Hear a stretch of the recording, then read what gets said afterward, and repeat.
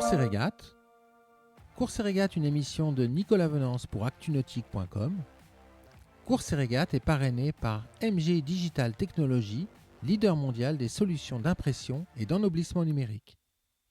Mauvaise nouvelle hier lors du 33e jour de course du 9e Vendée Globe pour Fabrice Amedeo.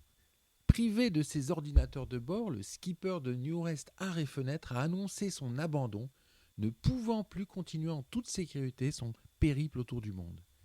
Jusqu'à hier, Fabrice Amedeo, le skipper journaliste, conduisait vaillamment la queue du peloton à bord de son plan VPLP Verdier, construit en Italie chez Persico en 2015 pour l'Italien Andrea Moura.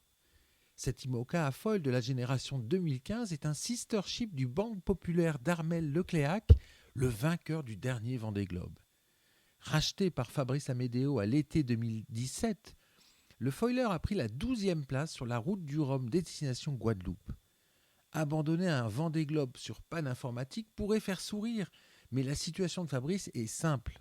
Ses deux ordinateurs de bord sont hors service qui l'empêchent de relever et d'analyser sa météo, alors qu'il n'en est qu'à un gros tiers de la course.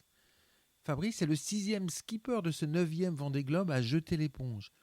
Une décision très difficile à prendre pour celui qui était revenu au Sables d'Olonne le 8 novembre dernier, suite à une avarie de tête de mât avant de reprendre la mer après 2 jours d'escale technique dans le port vendéen. Je vous propose tout de suite d'écouter sa vacation radio d'hier, réalisée alors qu'il n'avait pas encore décidé d'abandonner.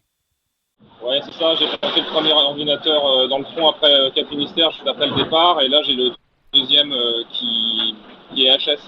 Ça ressemble à une panne aléatoire sur le deuxième, donc c'est assez compliqué, la situation est assez compliquée pour moi. Pour l'instant, je suis un peu abasourdi et je fais le point. J'envisage soit de poursuivre en aveugle, c'est-à-dire sans information internet, sans rien, soit de m'arrêter à Cape Town. J'ai un vent d'ouest de 23 nœuds, j'avance à faible allure, l'idée c'était de me reposer et de réfléchir, et je vais prendre une décision dans la journée quant à la suite de mon Vendée Globe.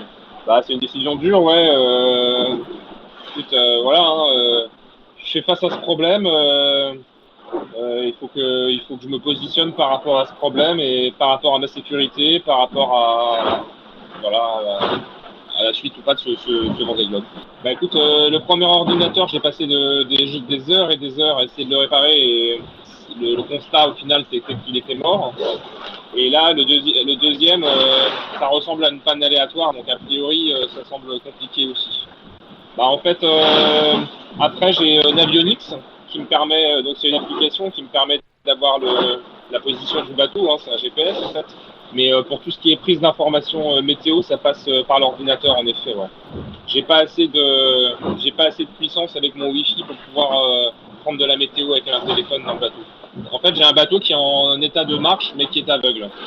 Bah disons que on n'a pas des bateaux qui sont faits pour avec les foils, je trouve. Et c'est vrai que pour la sécurité, pour se positionner par rapport au système météo, ne serait-ce qu'une dépression, savoir combien de vent je vais avoir et où est-ce que je me positionne pour, quand elle est très forte, ne pas avoir trop de vent, c'est quand même assez compliqué. Donc voilà, je réfléchis. Cette émission est accessible à tout moment sur la chaîne YouTube d'Actunautique, mais aussi en podcast sur Spotify, Deezer, Apple, Google, Acast et SoundCloud.